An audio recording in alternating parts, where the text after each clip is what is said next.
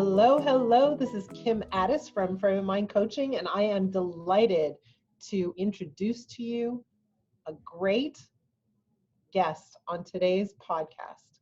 His name is Hans Struzyna. I had to look just to get the pronunciation right. Hans, welcome to the show. Well, Kim, thank you so much for having me. Definitely excited to be here and love being part of Frame of Mind and everything you've put out. So I'm excited to see what we get into today. Well, don't give too much away yet. Let's go back. Let's go back. So you are a former client of ours, and you worked with one of our coaches. His name is Frank. And the question is, how did you find us? Like, how did you even become introduced to Frame of Mind Coaching? What was going on in your life at the time? Gosh, I think the first time I heard you guys or heard of you guys was I think you did an interview on the Bigger Pockets podcast. Okay. And for anybody who knows me now in my current life, I am in real estate, both as a real estate agent in the Bay Area, but also an investor.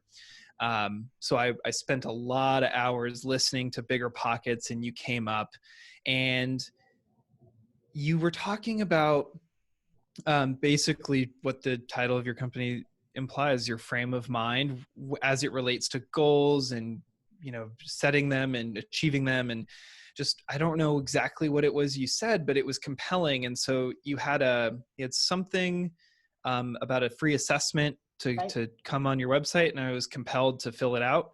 I think I was actually sitting in traffic at that moment. So I opened up the web browser when I got home, I filled it out and got on a call and was like, I think this is the moment that I need to kind of jump into some coaching, and I'm really ready to kind of get into the next level. So I want to talk about two things. Number one is, what was going on in your life at the time that made you think, hey, coaching could be a benefit to me? Mm-hmm. Well, as I said, in my current life, I'm in real estate, but my previous life, I was an athlete, specifically rower. So I was very competitive in the rowing world for 12 years. Started at, I think, 14 years old. Wow. And took that ultimately all the way to the Olympic Games in Rio de Janeiro, which were in 2016. So I was in that world for quite a long time. And I, of course, always had coaches and mentors and teammates and, you name it, I had it relative to athletics. And once the games were over, I decided to take a break from competition, re-engage with some professional goals and try and see what else maybe was out there. And that was about the time that I found you guys. And I had already gotten into real estate, and I had already started to try on this kind of normal life persona, this version of myself that I didn't really know very well. And I had some success, a lot of failures. And I realized, like, what do I know? I know coaching, I know goal setting, and I know that I can practice and work hard and all that sort of stuff. So why don't I just figure out someone who can help me do that with my life and my career? Okay, so I want to go back because I'm really interested in the mindset of an athlete, an Olympian. So you had coaches. What were you taught as an Olympian in order to be a winner? And is that consistent? I'm kind of curious with what you've been learning through Frame of Mind Coaching, or are there places where there may be some areas of inconsistency? That's a really interesting question, right? Yeah. Well, I think personally that anybody who gets into a very high level of athletics, especially in an amateur pursuit like what most people in the Olympic world are, because there's not a ton of professionals in the Olympic Village. People are making $40,000, $50,000, $60,000 a year to support their training, but it's not like, LeBron James money or whatever. Right. So I think that mentality, it just by itself, by the nature of what it is, sort of breeds someone who is just motivated to be the best at something. Mm-hmm. And I think that across the board, when you look at amateur athletics, that is generally the type of person who succeeds is someone who really wants to just be the best. So they've kind of got something internally that is already kicking them into that direction, right? So I think that is sort of built into most people who pursue something like that at one level or another. But then, of course, you have a coach and trainers and, you know, teammates and all these other people to help support you and foster that and kind of refine it and send it into a certain direction. So, I mean, one very practical thing I can give you an example on. When I was in college, I had a coach. He was, I believe, the assistant coach or the second assistant coach.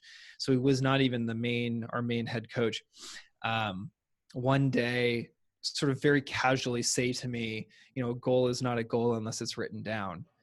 And he unknowingly sort of changed my entire trajectory around goal setting and actually, frankly, my life up into that point, because I went home and I started to write down on a Word document on a computer the 6 or 7 things that I was really into for that year. Some of them were fitness related, some of them were school related, and I pinned it up on my wall and didn't really engage with it until basically the end of the school year, when it was time to start to clean out my room. And I went and looked at the goal sheet and I started taking a pen and checking them off. And I realized I had checked all of them off. And I was like, oh my gosh, he's right. And then, so what do you think happened? Like, is there an unconscious commitment you're making? Like, what is happening? Completely. Do you think that takes place when you're writing down your goals? Oh my gosh. Yes, there is certainly an unconscious, sort of subconscious thing that happens, because I believe that if you have something that you want to achieve and you have it in the sort of hypothetical world, which is in your brain, you have a very different relationship with it than if it's physical. And by physical, I mean on a piece of paper. You can touch it, you can crinkle it, you can look at it, all of that stuff. And you see the words, and you, even if you're not actively reading them every day, they're still part of your environment and you're seeing them in a different way. So I think it changes the relationship, number one. But number two, it makes them real. And it starts to bring them into your world in a way that you can start to engage with them practically as opposed to hypothetically. So, I want to stop here for a minute because I think this is a very, very important conversation. So a lot of people ask us, like, what is your view on goal setting? Is Frame of Mind coaching designed to help you reach your tangible goals? And the answer is, we don't really care about your goals. Right. Okay. So your goals are something you choose because you think that reaching the goals is going to increase your sense of satisfaction, fulfillment, pleasure, whatever, happiness. Yep. But the truth is, it's a little bit backwards. And what I mean by it's a little bit backwards is that when you experience fulfillment, you're able to reach your goals with greater ease. And so let's go back to another piece of this, and I think this is important, is that so when you write down your goals, yes, they become tangible. And yes, what we're really doing is we're saying, how well do you connect with these goals and how realistic are they for you? If they're not realistic, let's look at what makes them unrealistic. Let's look at the beliefs that are impinging your ability to reach your goals. And so that's, for us, how we work with goals. It's not so much that you write it down and suddenly you have a plan and you execute the plan. It's that writing them down allows you to assess them outside of yourself and assess whether or not they're realistic and understand what's actually in the way of my ability to reach that goal. And also, is that actually the goal I have? Or is that the goal I think I should have? Is that the goal that everybody in the world tells me I should have? Does it truly connect with my core? Is that what I really, truly want? Yeah. And I love that you drew that distinction, because when I first wrote those goals down, I was just sort of taking it at face value of like, yeah, you write them down. It's not a real goal. Now it's a real goal. Fantastic. Move on. Okay. But as I did that the first time, I started to realize what you just said. And when I alluded to the fact that it changes your relationship with them and you engage with them differently. Yeah. Is it practical? Is it something that I can actually achieve? Is it something I want to achieve? Do I even actually care? Now that it's physically written here, is this something that I would be excited about? And then obviously then unpacking all of the other stuff around how do I feel about it? Do I have the skills I need, et cetera, et cetera. And I love, but you definitely have to start somewhere, but that's what started for me. So you were an athlete and you decide to go into what's it called? Civilian life? I don't know what you call it, right? Yeah, normal life, civilian life, all appropriate Right. terms. Okay. So then what happens? A new adjustment takes place. Yeah, so my entire life up until that point, like consciously, I had never even thought about the concept of the calendar ticking over to September, the month of September 2016. Like that thought literally never crossed my mind, let alone the year turning into 2017, because I was so focused on performance at the Olympic Games in August of 2016. That's Right. all I cared about. So then, of course, the calendar turns over, the next days come and go, and you all of a sudden realize like the movie doesn't end and you have to figure out what's next, right? Right. So I love that way of looking at it. Yes. yeah, and so I floundered for a while. It took me almost a year and a half well, backing up, our result at the Olympic Games was fourth place, which most people at this point are like, that's pretty cool. But at the time, it was a big disappointment because it's right outside the medals, and we went Right. to medal. Like we had the Right. expectation to do that. Um, and it took me a really long time, certainly some therapy, and then obviously working with you guys and Frank to really reframe my relationship with that. And so I got into real estate immediately after leaving the Olympics, started doing that, thinking like this might be a good fit. This is something I could. So hold on. I want to talk about real estate, but before we talk about real estate, so and this is very important because you're saying it, but you're not really like pinpointing. So I want to pinpoint. So you're this Olympian. You get into fourth place, right? Mhm. And so what happens is the minute that happens is that there's a whole bunch of story you develop around that experience, a whole bunch of meaning that you assign to that. Mhm. And the meaning you assign to it creates an internal feeling of value, of worth, of skill, whatever. And that Yep. story can play havoc with your brain and your emotions. Oh yeah. Okay. And, Uh, and that's what you're describing. that's exactly right. Yeah, you've said it very well there. Um, learning how to be a person that doesn't also then isn't a rower basically was one of the biggest challenges that I came across that I didn't expect to come across. Like I Right. certainly expected to encounter um, some of the basic stuff, like how do you actually make money, how do you build a career, how do you actually sell a house in the case of real estate, the practical stuff, right? Right. But not all of the internal conversations and the self-worth and the just general judgment that comes from not hitting your goal and tying your self-worth to said goal.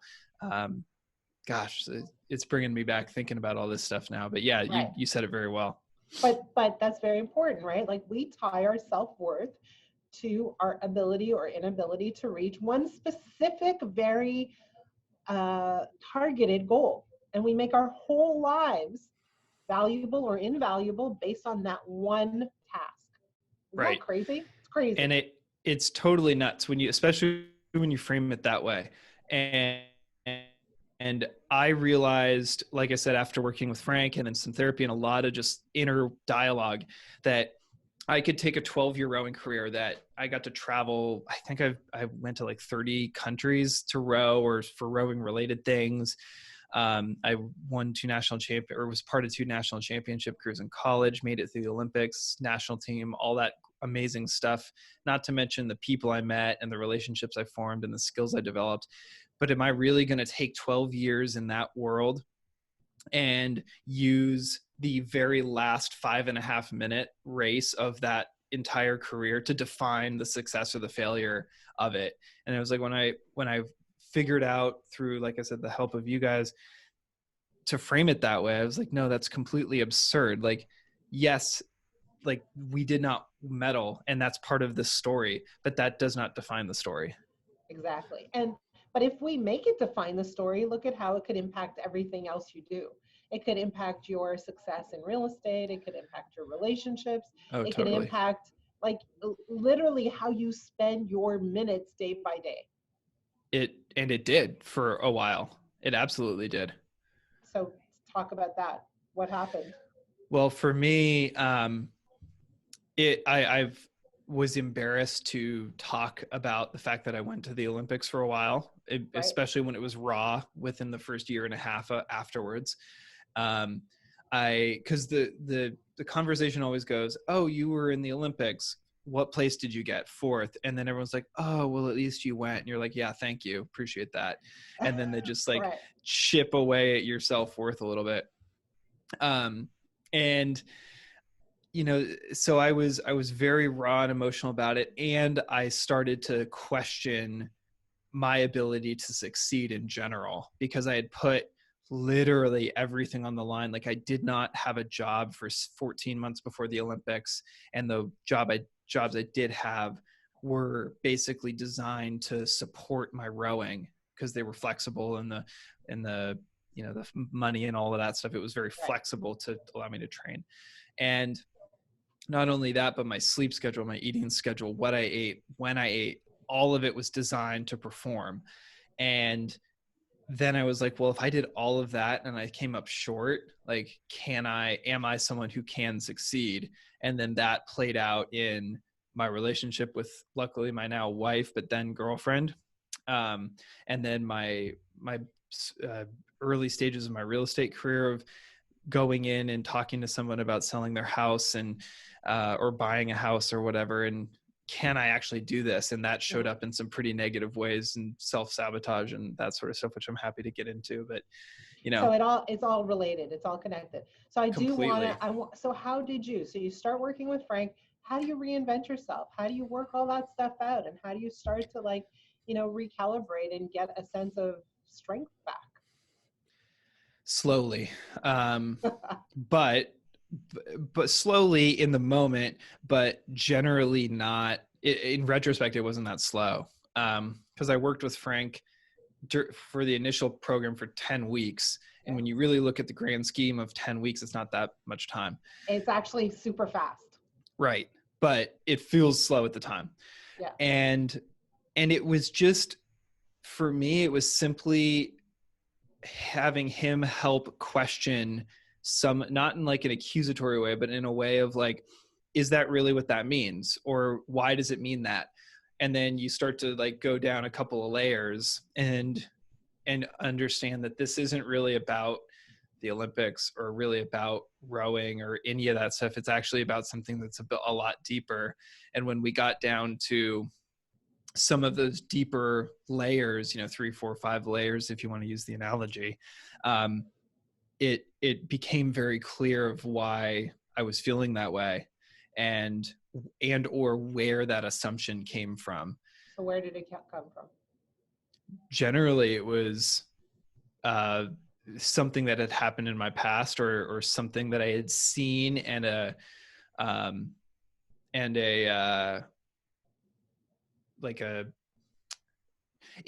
someone influential in my life who had said something at one point that I just took for truth and just packed it away, and then built on top of it.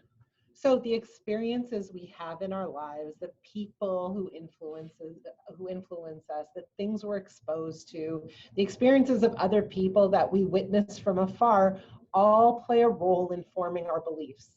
And those beliefs either fuel us or debilitate us. Yep. Right? And what we do when we coach you is we look at those beliefs and say, okay, so A, are they even real? Did you make them up? Where did you inherit them from? And why are you wrapping your arms around some of the beliefs that are really just hurting you, not serving you? And we help you release them. Yep.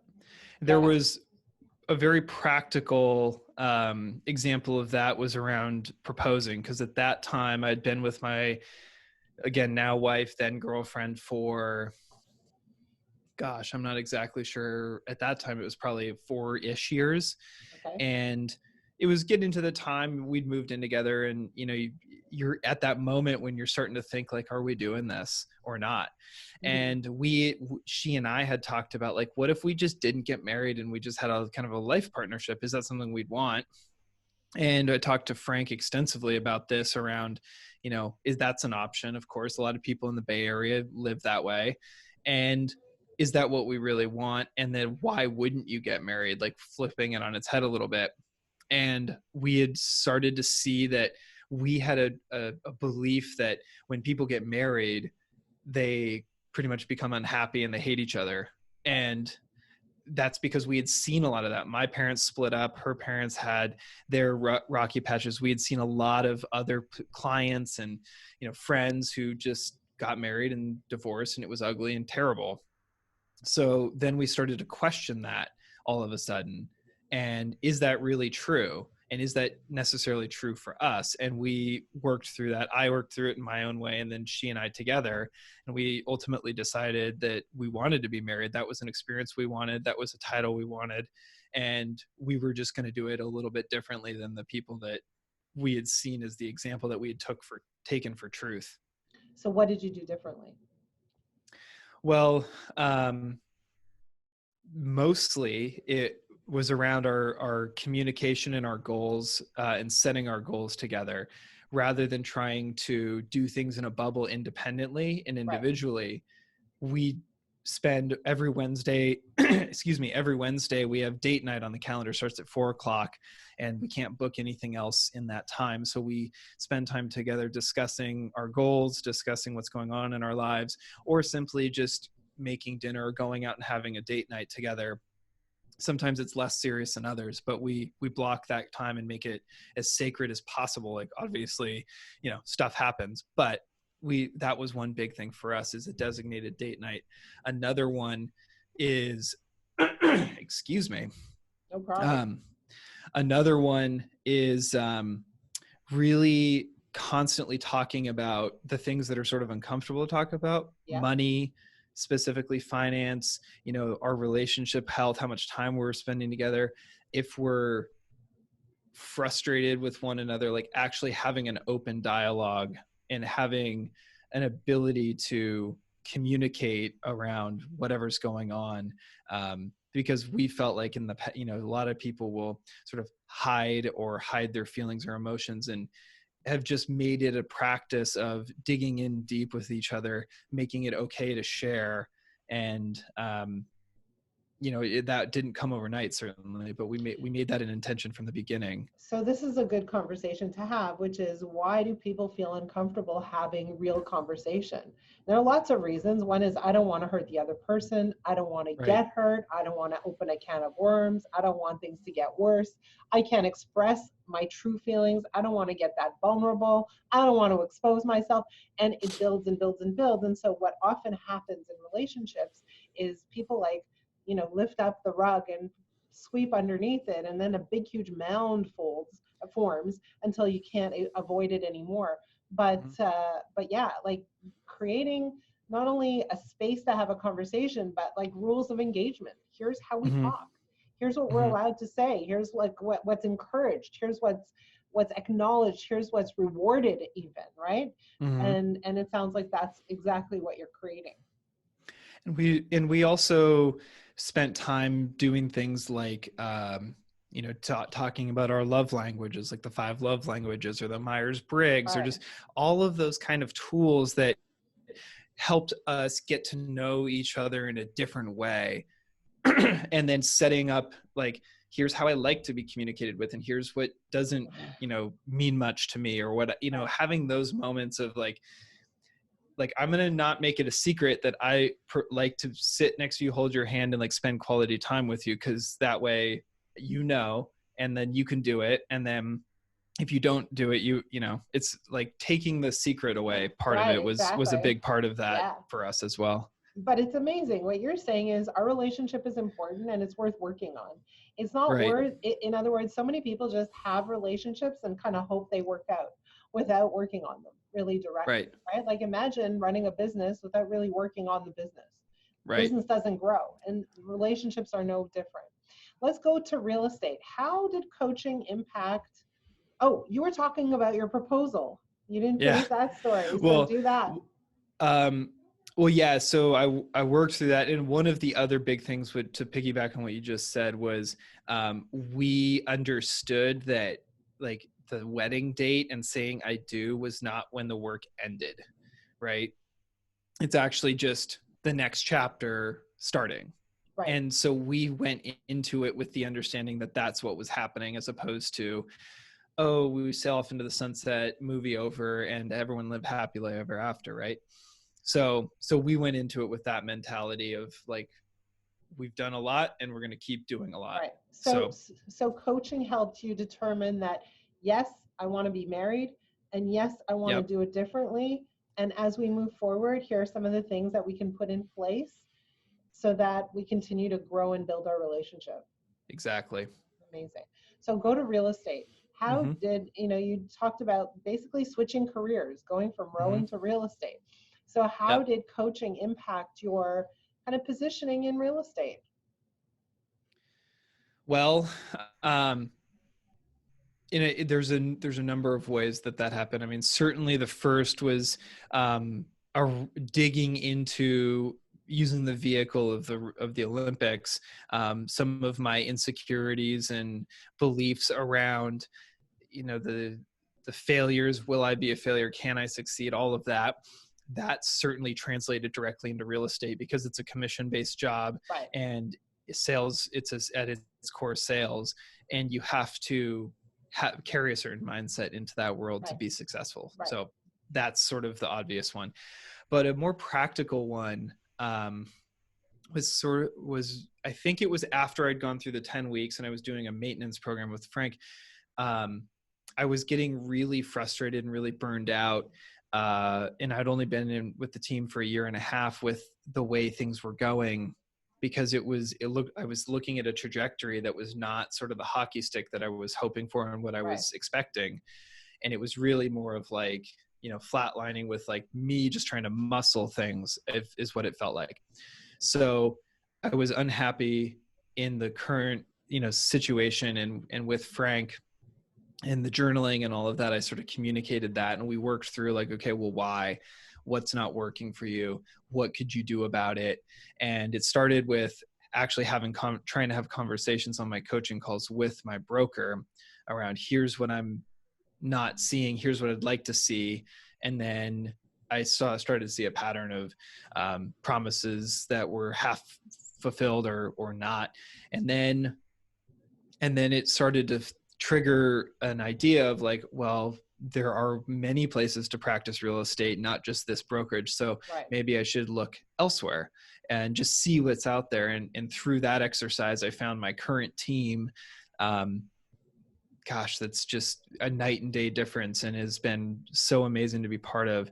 And that was sort of born out of that frustration that then helped. We framed it in a way, and then it. Yeah. So just to explain what that is, that's called leverage and contrast. So, and you may remember this from your coaching, but when you start to experience something that is uncomfortable or something you don't like, something that creates a negative emotion for you, you want to say, okay, so here's something that I clearly don't like, and it's something I don't want. That experience, what we want to do is leverage it so we can understand what we would rather have. That experience creates clarity for us. So what you're saying is, I didn't like the fact that my broker was breaking his promises or her promises. And what I really wanted was someone with more integrity, someone who would follow through. And so you started to create this vision, this plan of what you would rather have. And one of the things that we encourage our clients to do is always turn towards, like literally, physically almost, turn towards what you would rather have, rather than keep looking at what's wrong and what's broken and what you don't like. Instead, use that information to understand where you're going next. And that's exactly what it sounds like happened for you. Absolutely. And that's really well said, of like turning and focusing towards the direction that you want to go. Yet so many people I find out there through social media and just engagements can give you a big fat list, myself included, of what I don't want. And I can give you all the details, but I struggle to define what I do want. Yes. And that's where coaching comes into play. It helps you keep thinking about, what is it that I want? Oh yeah. Right? Yeah. And that to me is actually harder than coming up, like exponentially harder than coming up with the list of what you don't want, because what you do want requires you to be honest with yourself and vulnerable with yourself, which you're probably your worst critic, and really sort of open your heart and put your cards on the table, so to say. Because if you say what you don't want, or have it formed in a negative fashion, I think you've got sort of an out, and you're trying to resist it. So there's a distance from it. But when you say what you do want, it's all of a sudden, judgment opens up, and the opportunity for failure opens up, and all of these things. Right. So you're 100% right. Criticism is a form of self-protection. But before we continue, I just want to say, if anyone's listening, I'm going to actually give you a journaling assignment right now. So grab a piece of paper and a pen and write this down. And Hans, you triggered this thought. So write it down. What do I really, really want more than anything? So not what is expected of me, what my parents want, my spouse wants, my kids want. What do I truly, deeply want? Deep inside at my very core, what do I really, really want? That's question number one. And write it all down. Question number two is, so what's stopping me from having it? And the reason we want to go in that direction is because when you start to ask yourself what's stopping you from having it, what surfaces is a list of beliefs. And if you don't understand or see the beliefs that are fueling you or driving your activity or inactivity, it's really hard to reach your goals. So write down all the reasons that you are struggling or haven't reached those goals yet, that you don't have what you want.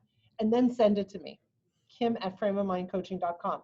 And what I'm going to do is I'm going to pick a coach for my team to read and review it with you one-on-one. So give me your information, but do that. That one exercise can really be a game changer for you. Don't you agree? I would agree. And I will just add to that, like, don't think that it has to happen in the span of 20 minutes. Like, get vulnerable, because getting vulnerable with yourself to the point that you have content that's worth reviewing with one of the coaches is not going to necessarily happen the first sentence you write down, right? So live with that for a little bit and be willing to go deep, and maybe even it takes a couple of days for you to really create some content that is what she's talking about. So that would be my only addition to that part of it. We'll take it. So Hans, now you're in real estate. It sounds like you're doing really well. If someone's interested in working with you, how do they find you? Yeah, absolutely. So I'm part of the Gunderman Group, which is the #1 team in the East Bay. So we're located San Francisco Bay Area, Oakland, Piedmont, Berkeley, Alameda. If you recognize those markets, that's where we are. And my website is hansstruzyna.com. And it's just my last name.com. And that's one of the easiest. Spell it out. STRUZYNA. HANS at the beginning. And that website is going through a bit of a reconstruction moment. So if you listen to this and it doesn't take you right there, the other place to find me is on social media, on Instagram @Chief Snah, spelled SNAH. So one of the things that is abundantly clear about you is that you're extremely driven. And I would assume, like, the feeling I get is if you have a client and you're representing that client, you're going to go to the wall for that client. That's my experience of you. That you're going to get behind them and you're going to do whatever it takes to get your client the results they're looking for. That's what I believe to be true. Absolutely. And I'm pretty good at running through walls for people. I'm sure you are. Yeah, absolutely. Hans, what are your final words of wisdom on coaching, on the Olympics, on real estate, on anything? Marriage. Marriage, coaching, Olympics, real estate, all of it is, I think we have a fascination with amateur athletics, but more importantly, the self-made sort of amateur, whether it's a tech entrepreneur, an athlete, whatever. Like, do not be afraid to go ask for help, especially from people who've been there before, because it's not going to lessen the burden of the work that you're doing, but it's going to put the effort that you put in in a direction and give it a velocity that you couldn't have otherwise achieved by yourself. So don't be so proud that you don't reach out for help. Hiring a coach is absolutely worth the investment. And even if and it's worth obviously what you put into it, but getting those people on your side and on your team is hands down one of the best investments you can make in yourself, both time and financially and otherwise. So don't be afraid to go find that person for you. Amen. Hans, thank you so much for spending this time with us, for sharing your story, for being vulnerable with us. It's been an absolute pleasure to spend this time with you. Absolutely. You're quite welcome. And thanks for having me on.